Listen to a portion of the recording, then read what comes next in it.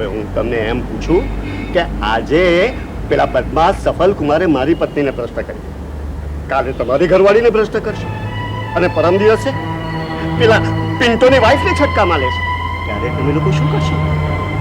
A man, अपन की मेरी darling के सामने कोई आंख ऊंची કરીને જોયું છે ને તો હું મારી ટેક્સી નીચે ને કૂચલી નાખી પાપડ બનાવી દઈશ. અરે પિન્ટો, આ માત્ર તારી મારી કે લાખાભાઈની જ ઇજ્જતનો સવાલ નથી, આખા શાંતિ કુંજની વહુ દીકરીઓની ઇજ્જતનો સવાલ છે. મોડું થઈ ગયું. મુંબઈ છે, મોડું થયા કરે. મને નોકરી મળી ગઈ.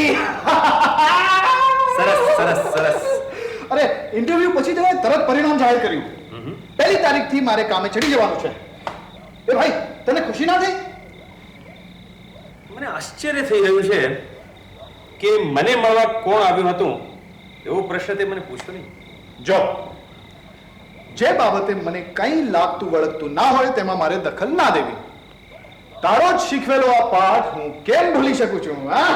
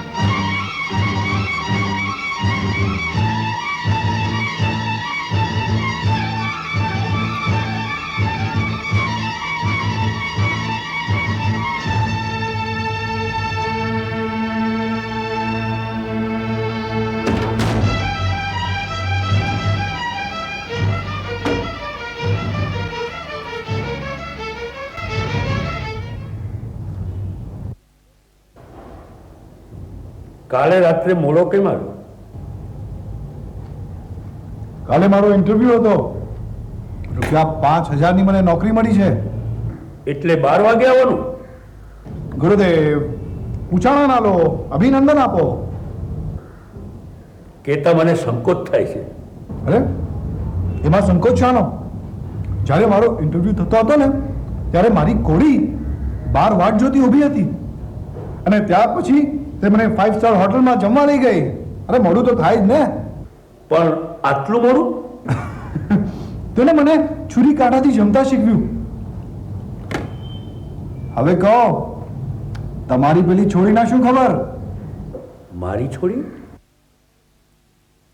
એટલે કે તમારી મિત્ર તારા દેવી. હું એને ફરી નથી મળ્યો. કેમ? કેમ શું? નંબર 2 એ શીખવેલા પાઠ રામબાણ હોય છે કે નહીં એની ખાતરી મારે સ્વાનુભવે કરવી હતી, થઈ ગઈ. તમે ભાગ્યશાળી છો. કેમ, તને હજી શંકા છે? તેના શીખવેલા પાઠ બાબત નહીં, તેના ચારિત્ર બાબત. વત્સ, કહેતા દુઃખ થાય છે કે સમાજના ઉપલા વર્ગની જેમ તું છરી કાંટાથી જમતા શીખ્યો પણ નીચલા થરનું તારું માનસ ન બદલાય. શું તારી ફરજ નહોતી કે નંબર 2 એ કરેલા આરોપની સામે કોઈ પણ નિર્ણય લેતા પહેલા એનો ખુલાસો માંગવો?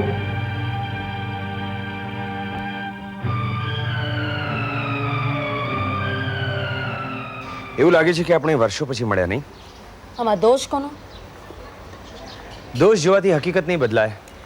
ભવિષ્ય તો હજુ પણ સુધારી શકાય છે. એગ્રીડ. બોલ, તારે શું કહેવું છે? મારે જે કંઈ કહેવું હતું હું પહેલાં જ કહી ચૂકી છું. શાંતિ કુંજના ઓરડાની ગંધાતી વાસ મને તારા કપડામાંથી પણ આવે છે. તારી મૂળ સમસ્યા ટેલિફોનની હતી, જે મેં હલ કરી દીધી છે. એવું તને લાગે છે? હું જ્યારે પણ ફોન કરું છું ત્યારે ફોન ઉપર રૂપેશ કુમાર નામનો કોઈ કોમેડિયન યા પ્રેમ કુમાર નામનો કોઈ વિલન આવે છે. તને પ્રેમથી આટલી ચીડ શા માટે છે? અરે એના કારણે તો આ મોકાણ ઊભી થઈ છે. અરે તું એકદમ નિર્દોષ બાળક જેવો છે. તું એને એકવાર મળીશ ને, હું એનો ટોટો જ પીસી નાખીશ. આ તું નહીં, તારું ગિલ્ટ કોન્શિયસ, તારું અપરાધી માનસ બોલી રહ્યું છે. શું તને પ્રેમ નથી કરતી? આજ સુધી તે મારામાં કોઈ દોષ નહોતા શોધ્યા.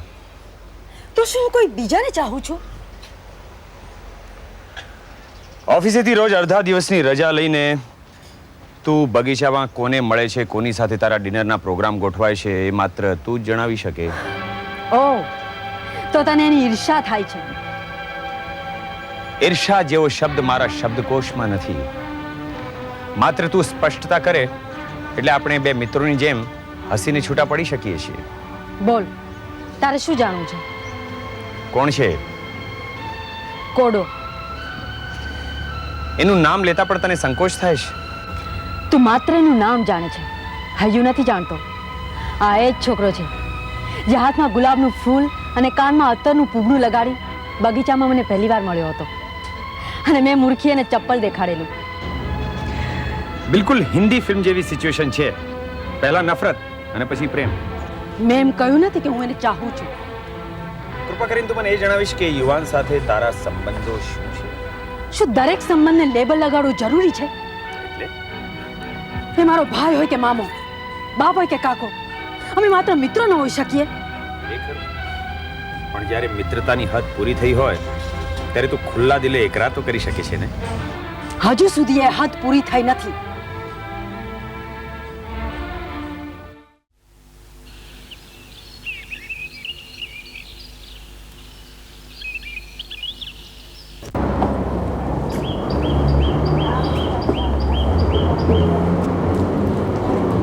વાહ જમનાદાસ ભાઈ વાહ, આ તો કઈ દાતન પાણી કરવાનો વખત છે શું? અરે બાવાજી, કેટલા દિવસથી ઊંઘ ભેગી થઈ ગઈ હતી. અરે ગઈકાલે રાતે તો માંડ ઘોડા વેચીને સૂતો.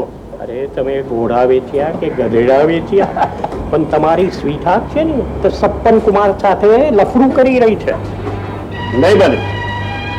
નહીં બને શું? મેં મારી આંખોએ જોયેલું છે એને સપ્પન કુમારના ઘરમાં ઘૂસતા. બાવાજી, તમે સાચું કહો છો? પણ જૂઠું શું કામ બોલું? મને ગઈકાલે જ ખાતરી થઈ ગઈ જ્યારે એને ચાવાલા સાથે એનો પ્રેમ પત્ર અંદર મોકલ્યો ને ત્યારે મને સમજ પડી ગઈ કે આ તદ્દન ખરું છે.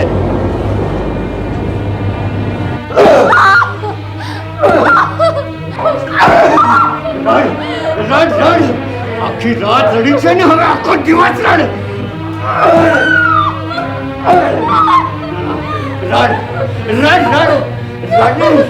નહીં પણ હું તને જાનથી નહીં મારું. હું તને દિવસે પણ નહીં ચાપું. હું તારી હત્યા પણ નહીં કરું. તું જાણે છે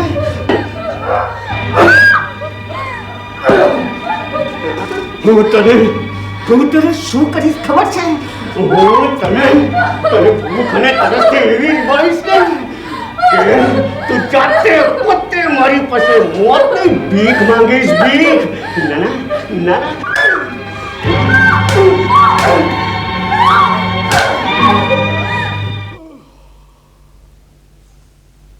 એ કાસમ,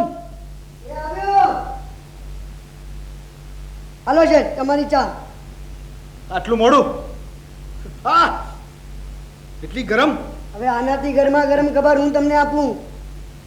શું ગરમા ગરમ ખબર? કોકિલાબેન અને સફલકુમાર વચ્ચે ઇશમિશ થયું. ઇશમિશ? એ શું? તમારી અને વીજળીબેન વચ્ચે હતું ને એવું. એ સવારના પૂરમાં ગપ્પાની આંખ, સમજો? અરે કસમથી એ બંને વચ્ચેનો ટપાલ હું જ હતો. ઇધર કા કાગળ ઉધર ને ઉધર કા કાગળ ઇધર, ઇધર ઉધર. હશે. હશે નહીં છે. અને ગઈકાલે રાતે એ લોકોનો પાપનો ઘડો બી ફૂટી ગયો. શું થયું? ઇશમિશ કર્યા પછી કોકિલાબેન પાછા ફર્યા અને જમનાદાસ શેઠ ઘરે હતા. પછી તો તેમણે એવા માર્યા કે ચામડા ઉતેડી નાખ્યા. નહીં લાખાભાઈ, હું તો તમને એકદમ સજ્જન માણસ માનતો હતો. એ તમારી ભૂલ કહેવાય.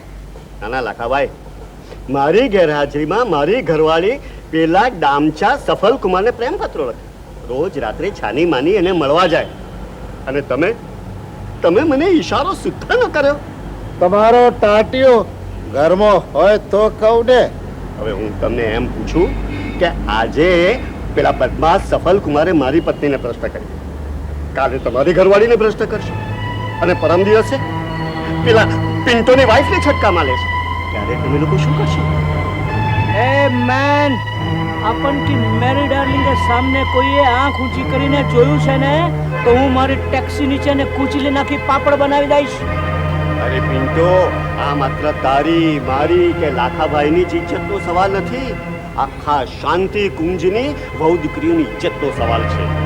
એ બ્રધર લાખા, આ સફલ કુમાર છે કોણ? કોઈ સી? આ તો શાંતિ કુંજનો રોમિયો ને પ્રેમ કુમારનો હોમિયો. શ્રીમાન સફલ